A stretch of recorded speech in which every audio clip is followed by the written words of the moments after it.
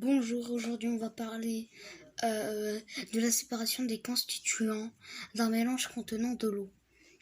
Cette vidéo sera faite en trois chapitres. Chapitre 1, mélange avec de l'eau. Chapitre 2, séparation des constituants d'un mélange hétérogène. Et chapitre 3, la matière qui nous entoure. On va commencer par le chapitre 1. Malaise. Mélange avec de l'eau. On peut mélanger des matières solides avec de l'eau. Un mélange aqueux est une substance constituée d'au moins deux corps purs. Dans l'eau, par exemple, de l'eau, du sucre forme un mélange. Un mélange est homogène si on ne peut pas différencier ses constituants à l'œil nu. Dans ce cas, on dit que le solide est dissous. Dans l'eau, on parle de dissolution. Un mélange hétérogène et si on peut différencier les constituants à l'œil nu.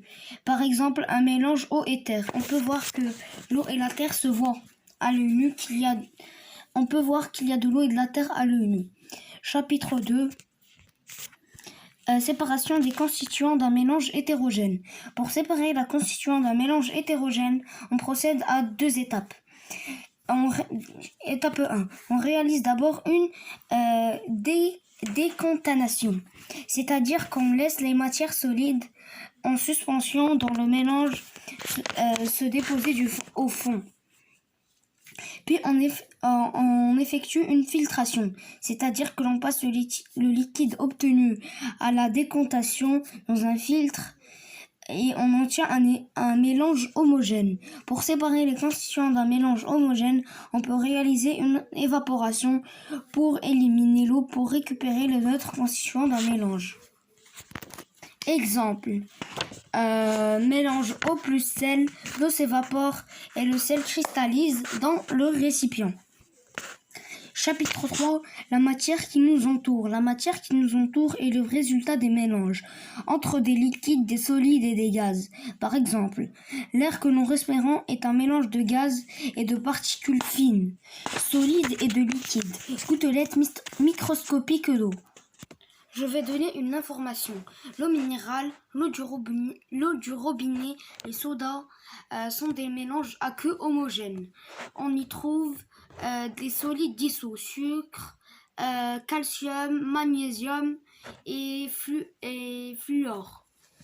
On y trouve aussi des gaz dissous, comme le dioxyde de carbone qui s'échappe en forme de bulle que l'on trouve en ouvrant la canette. Allez, on va faire, j'en ai donné une. Maintenant, on va faire une deuxième. Une deuxième information.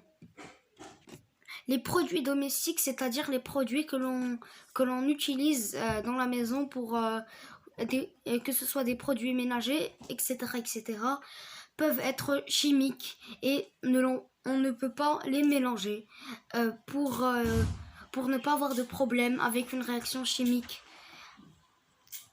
qui peut faire du mal. C'était tout pour cette vidéo. Alors je vais essayer de faire quelque chose. Si l'on arrive à faire 30 likes dans cette vidéo, j'essayerai de faire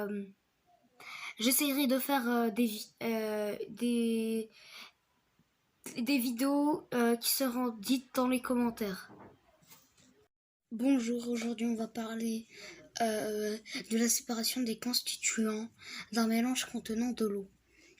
Cette vidéo sera faite en trois chapitres. Chapitre 1, mélange avec de l'eau. Chapitre 2, séparation des constituants d'un mélange hétérogène. Et chapitre 3, la matière qui nous entoure. On va commencer par le chapitre 1. Mélange avec de l'eau. On peut mélanger des matières solides avec de l'eau. Un mélange aqueux est une substance constituée d'au moins deux corps purs. Dans l'eau, par exemple, de l'eau, du sucre forme un mélange. Un mélange est homogène si on ne peut pas différencier ses constituants à l'œil nu. Dans ce cas, on dit que le solide est dissous. Dans l'eau, on parle de dissolution. Un mélange hétérogène et si on peut différencier les constituants à l'œil nu. Par exemple, un mélange eau et terre. On peut voir que l'eau et la terre se voient à l'œil nu. On peut voir qu'il y a de l'eau et de la terre à l'œil nu. Chapitre 2. Séparation des constituants d'un mélange hétérogène. Pour séparer la constituant d'un mélange hétérogène, on procède à 2 étapes. Étape 1. On réalise d'abord une décontamination, c'est-à-dire qu'on laisse les matières solides en suspension dans le mélange se déposer au fond.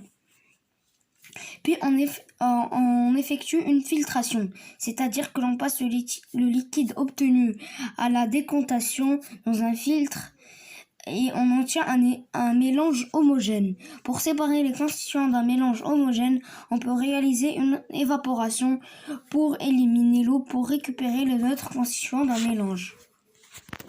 Exemple, mélange eau plus sel, l'eau s'évapore et le sel cristallise dans le récipient. Chapitre 3. La matière qui nous entoure. La matière qui nous entoure est le résultat des mélanges entre des liquides, des solides et des gaz. Par exemple, l'air que nous respirons est un mélange de gaz et de particules fines, solides et de liquides, gouttelettes microscopiques d'eau. Je vais donner une information. L'eau minérale, l'eau du robinet, les sodas sont des mélanges à queue homogènes. On y trouve des solides dissous, sucre, calcium, magnésium et fluor. On y trouve aussi des gaz dissous, comme le dioxyde de carbone qui s'échappe en forme de bulles que l'on trouve en ouvrant la canette. Allez, on va faire, j'en ai donné une, maintenant on va faire une deuxième information. Les produits domestiques, c'est-à-dire les produits que l'on utilise dans la maison pour que ce soit des produits ménagers, etc., peuvent être chimiques et on ne peut pas les mélanger pour ne pas avoir de problème avec une réaction chimique qui peut faire du mal. C'était tout pour cette vidéo. Alors je vais essayer de faire quelque chose. Si l'on arrive à faire 30 likes dans cette vidéo, j'essayerai de faire